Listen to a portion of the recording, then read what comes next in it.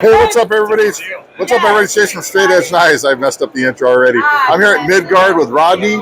He's going to give us a little bit of history about the company. Man, they got some really cool stuff on the table here.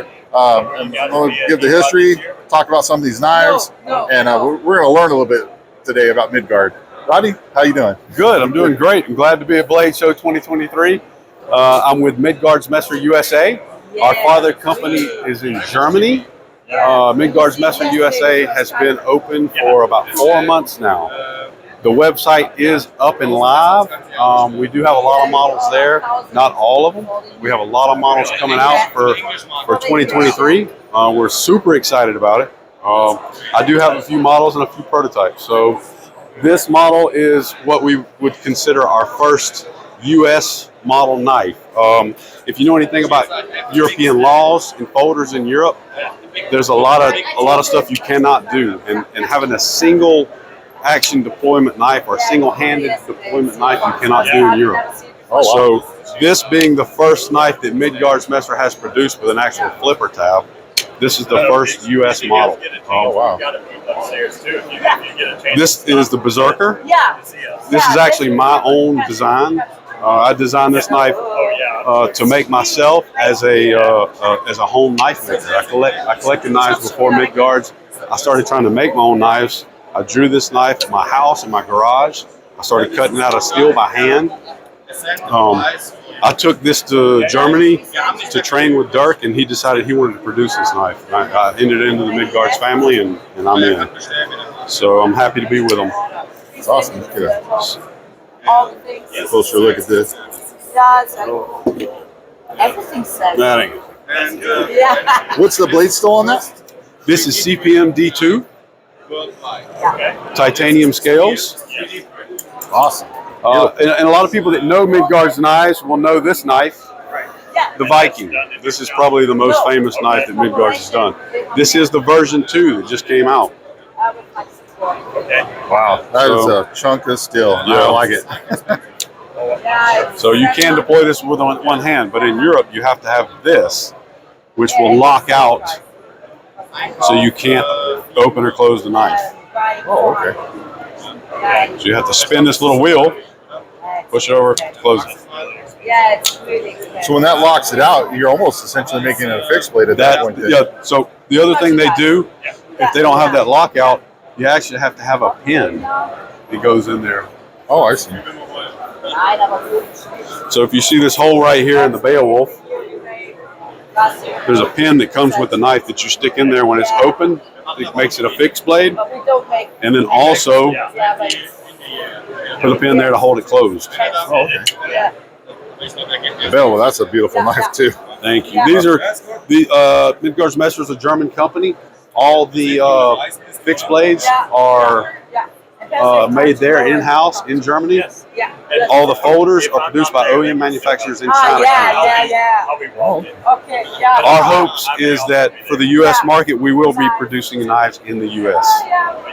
on the folders. So if that happens, are they gonna, like, let's say they start producing the Viking in U.S. Are they gonna? Well, it'll be new models for the American market. So all new models. Yeah, markers. Like that. Units kind of like this one. Okay. Tools like this one. Yeah, that's a tool. With a flipper. Absolutely. Yeah. Absolutely.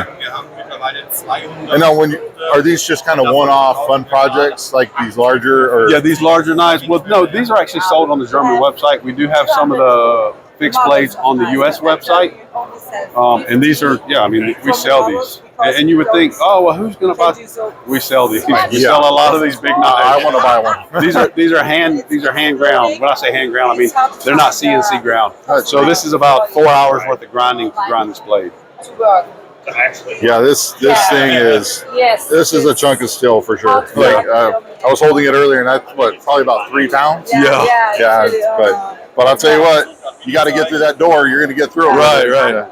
And then one of the other really interesting things was the 3D printed knife. Right. That I found to be very interesting. That I haven't seen that yet. And when I picked that up, I had absolutely no idea that had been 3D printed. Yeah. It just feels like. Yeah. So this technology is going a long way. Dirk wanted to try it out, so we had I think 5 of these models made. Price-wise, you can't really make a lot of these and sell them, but you can see the detail they're doing with a metal 3D printer. I mean, yeah, it's very super detailed. When I was looking at it, but at the same time, when I was holding it, I had no idea that it was 3D printed. It it's feels so like cool, and the strength is there. We don't have a test of how hard it is, but it's really cool. I mean, we've had one of these. We actually chopped some stuff through, so it's not a toy. You can't. People think you can just break it because it's no, it feels it's solid as a steel. rock. I mean, it's a comfortable knife. Yeah, when I picked it up, I was like, "Oh, this is really comfortable." I thought it was like a production model. I didn't know it was 3D printed. I was like, "This is amazing!" Like when you told me that. It's a great knife. It looks awesome. How long does it take for that to print? I do not know. A long time. It takes a long time. I would imagine it probably takes 10 to 15 hours to print that knife. We do a lot of 3D printing with TPU. A lot of our sheets are TPU. That was interesting too, because I hadn't seen this before. Yeah, I mean, this actually takes a couple hours to print. So Dirk has a print farm in Germany that he likes to print a lot of stuff with. I actually have printers now at the USA branch. So like this was printed here in the US. I printed all these. This is an interesting because it feels. It's cool, man. It's soft. It's soft but rigid. Yeah. It's cool stuff. A lot of people really don't like 3D printed stuff. Honestly, when I started working with it, I just like, I don't know if I like it. But after using it and working with it, it's awesome. It's awesome. It really is. And then are the sheaths like fairly impervious to like chemicals and? As far as I know, we've never had any problems with anything melting it, softening it, or anything. Awesome. Oh wow. Yeah, you got a lot of really cool designs. Yeah, this is another one. This is currently a current model right now. The Midgard Mini.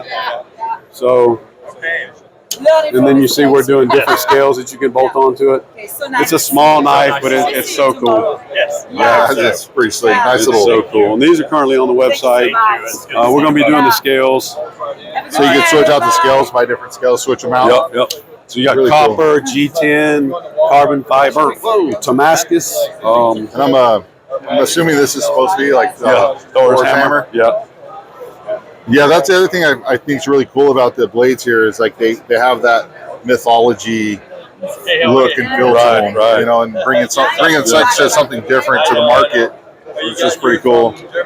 Like I really like this. I mean, I feel like Gimli in Lord of the Rings would have been carrying this around as a toothpick. That was actually a Midgard's fan that submitted this drawing to Dirk, and Dirk worked with him to have this nice produced, and they liked it so much. It's really cool. I believe it was used. It could have been maybe in Switzerland. I'm not completely sure. But when they produced it for them, it was orange handles, bright. They were using it in a utilitarian purpose. So it's a cool blade. Very cool. You guys got some stiletto style dirt daggers. Yeah. So this is an actual military knife that he worked with and produced a current version for some people in Europe. Nice. And something else I'll show you is kind of neat. So this is a European friction folder, right? So this knife is being unveiled upstairs with a company called Shield Sights, which is based out of the UK. They do optics. Dirk developed this knife for them. So actually, at Shotshow, they're unveiling this. Shotshow debut. Yeah. And as you see, it's got that pin we were talking about earlier. So you pull the pin out.